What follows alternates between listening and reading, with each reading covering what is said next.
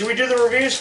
Yeah. All right. What do we want to do first? Do we want to do Overkill? Either or. I'm fine with either or. I got Overkill on top, so let's do Overkill. All right. So I did this with utmost respect. I see that. I see that. Boy bands. Brian says boy bands. Really, Jim? NKOTB, Jim? What the fuck? Fuck said that. Brian, you're fired. Mute. Don't respond to him. He's a big fan. Oh, Brian. Oh, Jim was. All I did was I put on like timeline sounds in the '80s. And it's like 1,000 songs mixed, right? And I also had that '90s mixed stuff going on, right? Well, Jim is under the impression that I curated all these. And then all of a sudden, like, what, the Mighty Mighty Boss Tones came on? Yes. And you were like, what is this? This is ska. I'm calling Eric. It's like, Jesus Christ. It's like, I just let it go, man. It was bad, though. The playlist was bad. It was, oh my God, you had a great time. I did have a good time. When Donny Osmond, the Soldier of Love, came on, you were grooving to that. You were fucking grooving. Yeah, I know he was. You know what? We need to... I'm serious, though. When New Kids on the Block came on, he gave me this side look like... it wasn't fucking naughty. It was like, what the fuck is this? You were happy. You were like, it's like all these memories flooded back. You are such a fucking liar. He still has the poster rolled up in a tube in his fucking attic. In a tube. Oh. All right, Overkill, The Years of Decay. Fourth studio album by Overkill, released October 13th of 1989. This is the last album that had Bobby Gustafson on lead guitar. Him and Didi Varini and Blitz had a fucking terrible falling out after the tour for this. And this also, I don't think this is the first album without Rat skates. I think this is actually the second without Rat on drums. But this is the last, like I said, the last one with Gustafson on guitar. Okay. Yes. This peaked at number 155 on the Billboard charts. Should have been higher. Revolver magazine placed this album on its list of 14 thrash albums that you need to own. Not done by the Big Four? No. Just 14 thrash albums you need to own. Shut up. I thought that's what it said. No. Okay. It's ranked 5th on Loudwire's top 10 thrash albums not released by the Big Four. There you go. Yeah! Big fuck me. Yeah. Sorry. Hang on. I need one. Now, hang on, we got to bring up Samuel L. Jackson. Yep. And you get a...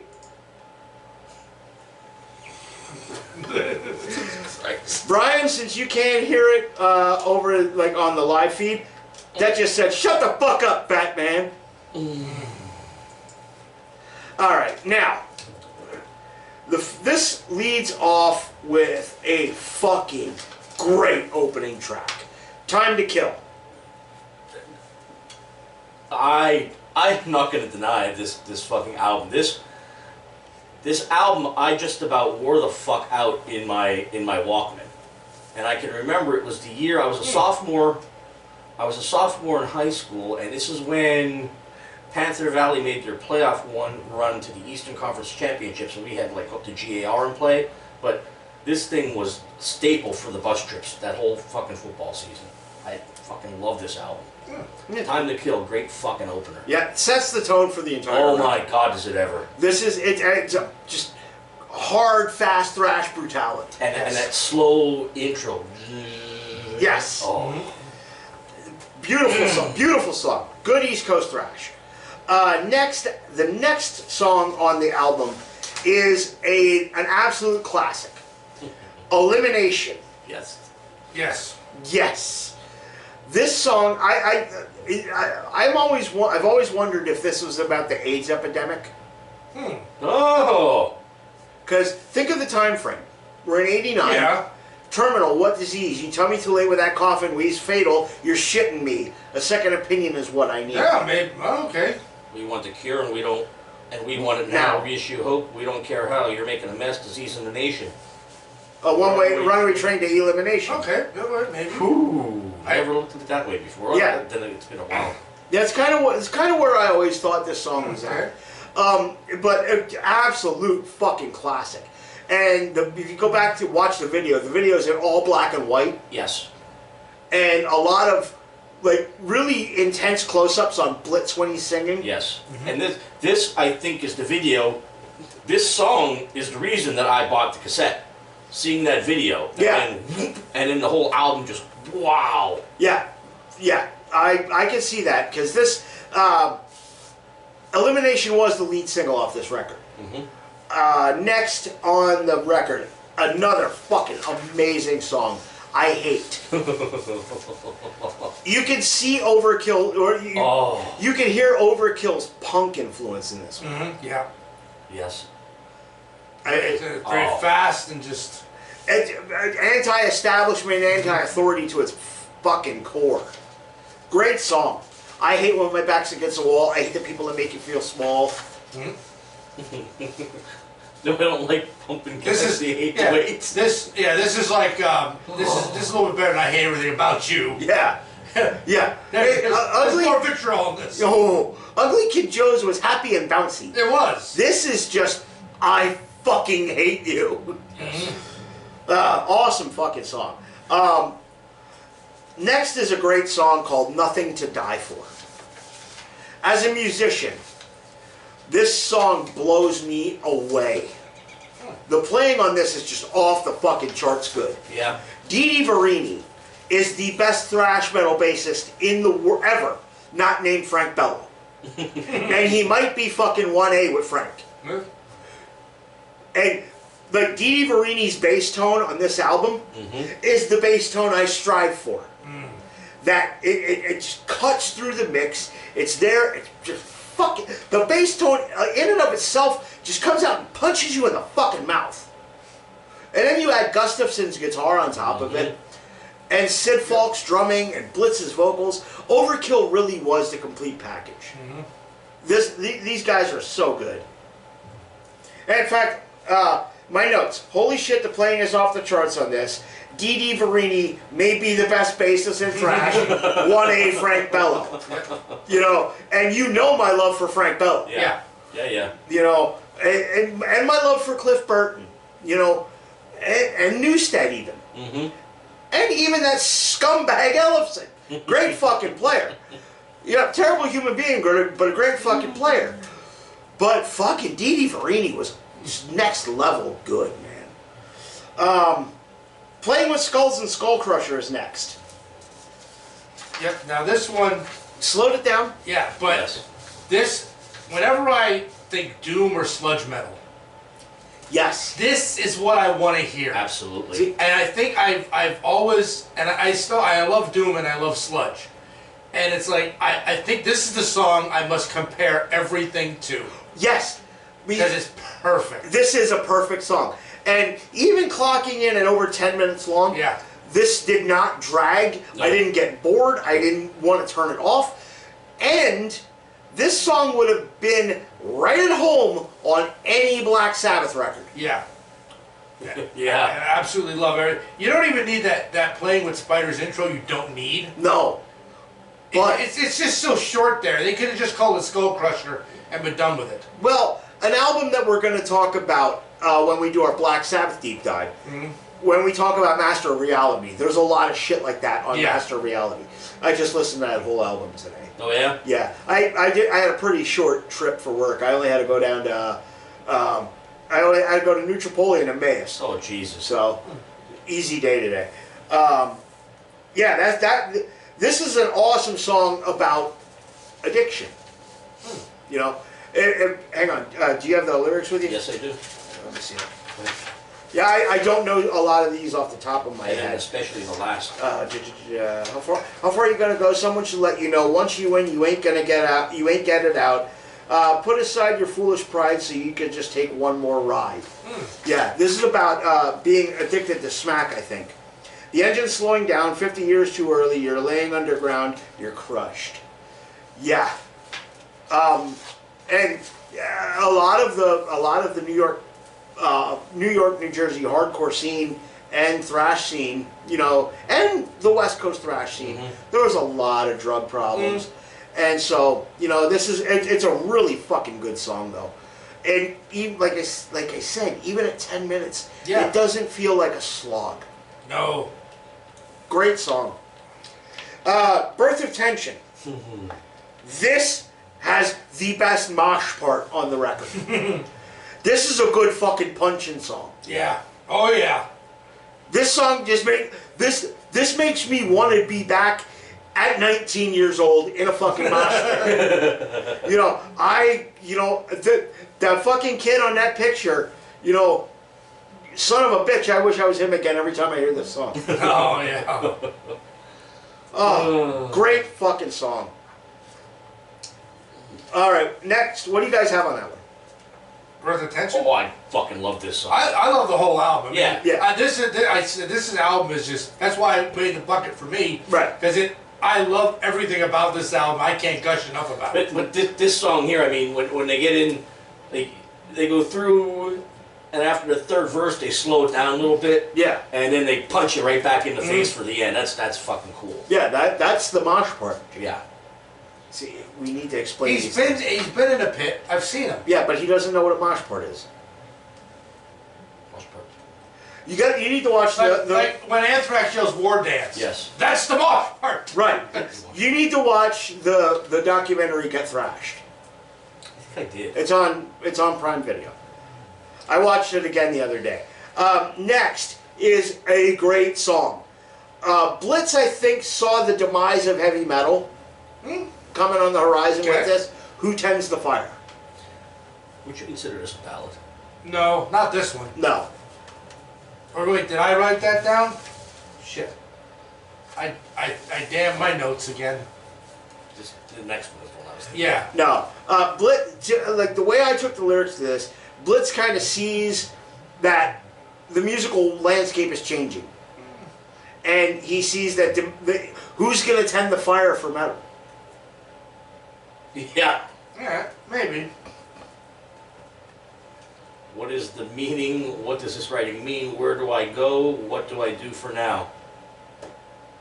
Prophecies are foolish. They never last. They never speak the truth. So why are they calling me now? Yeah. Maybe. And next we have the ballad. Yeah. Yes. The Years of Decay. Beautiful song. Yeah. Life on the road is fucking hard. Yes. That's what this is about. Life Yes. on the road is hard, but it's worth it. And he has a good ballad voice too. Yeah. And like it's funny I brought up Get Thrash. Cause Blitz, the guys from Overkill play a big part in it. Mm-hmm. And Blitz says about the one day they're sitting in a parking lot somewhere, and he said to Dee Dee Verini, he says, I'm a 35-year-old man who lives in parking lots. My life was fucking great. Oh God. Because their life on tour consists of the bus, the venue, parking lots. Mm-hmm. That's it. I'm a 35-year-old man who lives in parking lots. It's funny when you think about it that way. Yeah. And to show you what a road warrior Blitz was, that motherfucker had a stroke on stage. Was that over in Europe where that happened? Wow. Yeah. That was recent in the past 5 or 10 years. Yeah. I remember. It was fairly recently. But yeah, Blitz had a fucking stroke on stage. And he's back out doing it. Back out. Overkill, these guys are OGs, man. Yep. So, the final track of the record is a great way to end this album. Evil Never Dies. I love this fucking song. It's another one that has punk roots in it. Oh, absolutely. Because it just keeps going and keeps going. Well, East Coast thrash hit different than West Coast thrash. Mm-hmm.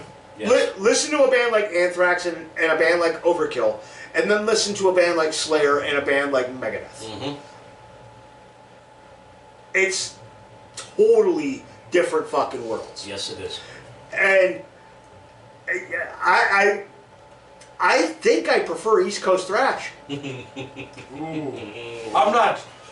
I can't prefer one over the other because every time I would say one, someone would pull me back to the other side. See, that's right. You're right, because every time I say that, Slayer pulls me the fuck back to the West Coast.